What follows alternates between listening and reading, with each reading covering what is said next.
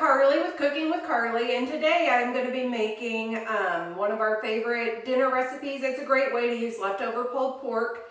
It's a creamy barbecue enchilada. I've got a tablespoon of vegetable oil heating up in here.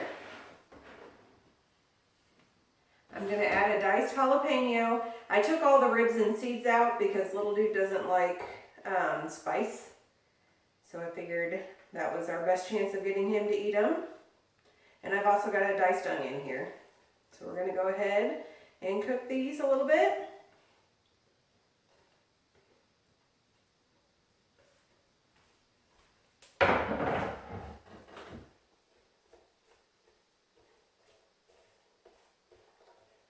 Alright. Like I said, this is a great way to use leftover pulled pork. We tend to have a lot of pulled pork on hand. We have friends and family who like to smoke pulled pork. I cook a lot of pulled pork either in the slow cooker or the oven.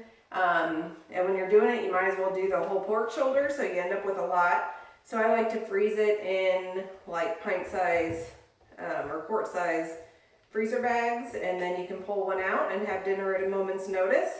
Otherwise, if you're just have a little bit of pulled pork left over in the refrigerator and you're sick of eating sandwiches, there's plenty of ways to use it up. I've got a ton of leftover pulled pork recipes on my site.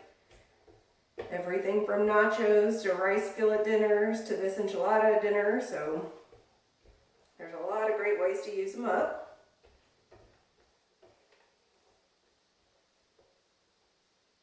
Now I'm not going to put a lot of seasoning in here because our pulled pork is pretty well seasoned, and there's going to be some barbecue sauce in here as well. If you feel like it needs a little extra salt and pepper or garlic powder or something, feel free to add that. But I think we'll be fine just the way we are. I'm going to be using 3 cups of pulled pork today. If you don't have quite that much and you feel like you need to stretch the filling a little bit, you can always drain and rinse can of black beans or something, and that'll help give you some protein and stretch the filling if you need to. Alright, we're getting close here. You just need to cook it till your onions are starting to get a little bit translucent. I'm going to add the pulled pork in here. Like I said, this is a smoked pork butt, and it's pretty well seasoned. It had a lot of rub on it, so I'm not going to add any extra salt and pepper, but you are welcome to. Go ahead and get this in here. Start getting it warmed up.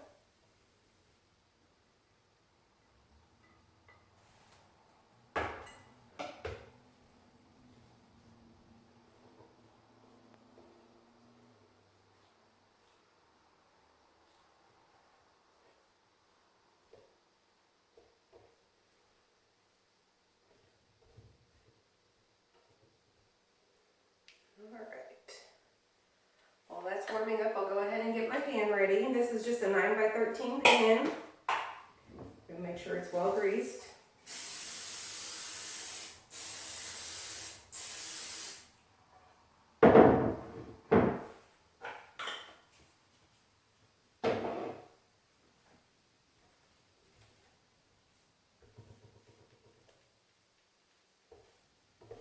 Oh, it smells good already. Okay, I also have a 1.5 cups of corn here. This is frozen corn, but you're more than welcome to use canned, drained, or fresh if you like. I didn't bother to defrost it because we're going to cook it here and it's going to cook again, obviously, but you're welcome to if you want.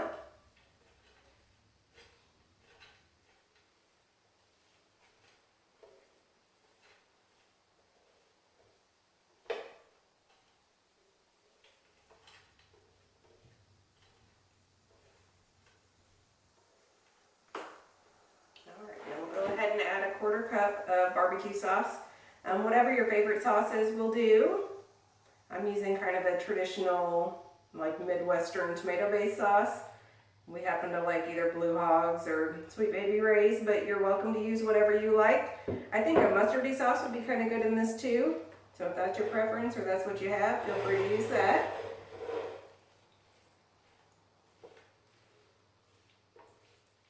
Yeah, you don't really need everything cooked super well at this point. You just want to get it nice and warm.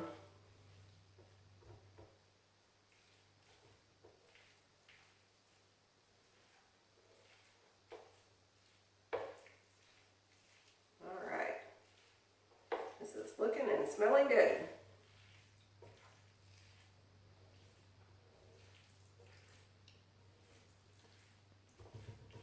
About time to stuff our tortillas here.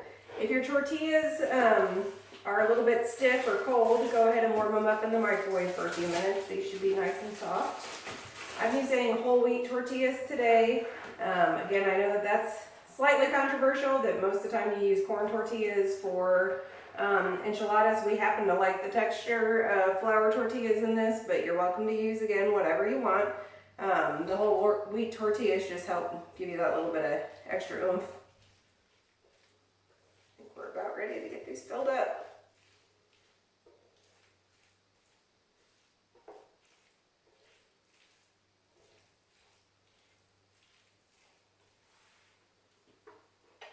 Go ahead and turn the heat off. And you just want to take a little filling, put it down the middle of your tortilla.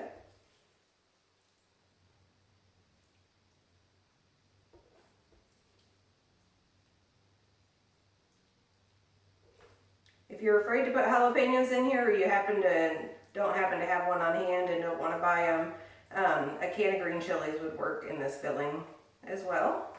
So we're going to wrap our filling in a tortilla, put it seam side down in our prepared pan, and we'll just keep doing that until they're all stuffed and ready.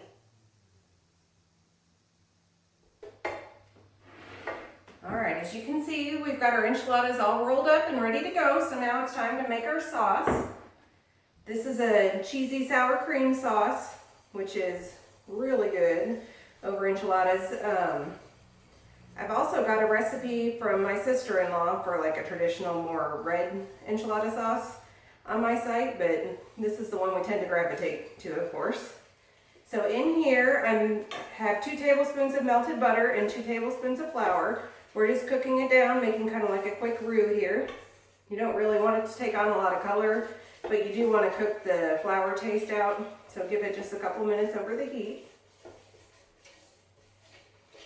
I did want to say too, if you don't happen to have any pulled pork on hand but want to try these, you can always use leftover grilled chicken as well. Otherwise you can just cook some chicken and shred it, or pork of course, just to make these yummy enchiladas. Or you can kind of use whatever you have on hand. That's kind of my favorite way to cook, is see what you have and make something out of it. So, alright, I think we're getting close here. No, you can't really see that. There's not much to see. It's just making a quick roux in the pan.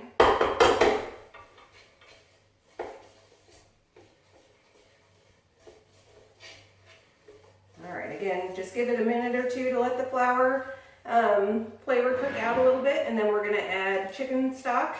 This is 1.5 cups.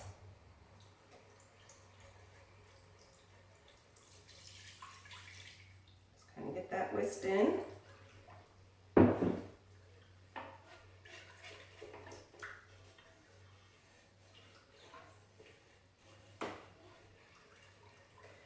Now we're going to bring this basically just to a boil. We just want to let it start thickening up a little bit.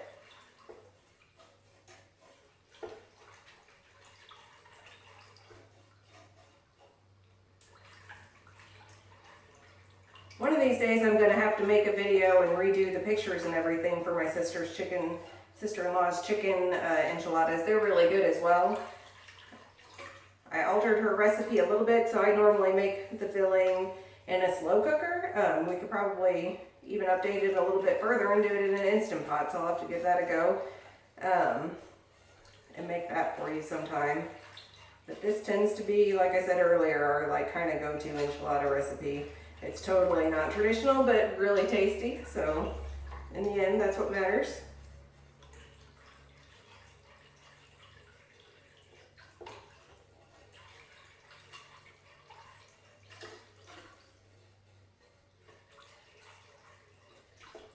If you happen to have a non-traditional filling for enchiladas or a non-traditional sauce that you love, I'd love to hear about that. I'm always happy to try new and fun things, so let me know about it in the comments below, and I'd love to give it a try myself. All right, now it's starting to thicken up. It just started to bubble a little bit. As you can tell from the steam, it's nice and hot. So I'm going to turn the heat down just a little bit, and we're going to add in our cheese here. This is an 8-ounce block of Monterey Jack cheese. I went ahead and shredded it real quick. Sometimes I just cut it into cubes, so if you're not in the mood for shredding it, you can feel free to do that. Of course, you can also buy it pre-shredded. It just has anti-caking agents on it, so it doesn't melt quite as smooth, but that'll work as well. No judging here. So we'll go ahead and get that added in. Ooh, that's melting nice and fast. So you just want to get it melted until it's nice and creamy and smooth. Let me get the rest of the cheese here that didn't go in the grater.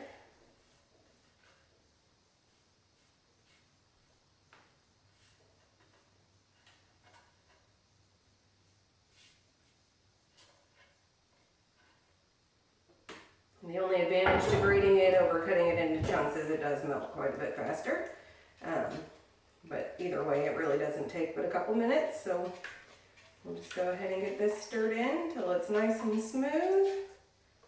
Like I said, you do want to turn down the heat to like a medium low or low, just to make sure that you don't overheat your cheese here. You want it to be smooth and not scorched. If you get it all done here. All right, and now that the heat's off and the cheese is melted, I'm going to stir in a cup of sour cream.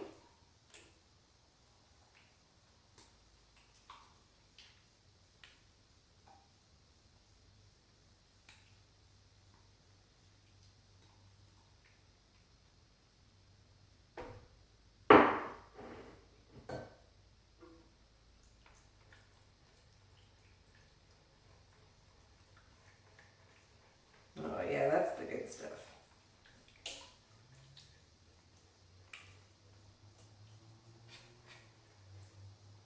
Again, I don't get too crazy about seasoning this either, just because, you know, there's salt in the cheese, salt in the sour cream, salt in the chicken broth, so it's already plenty salted.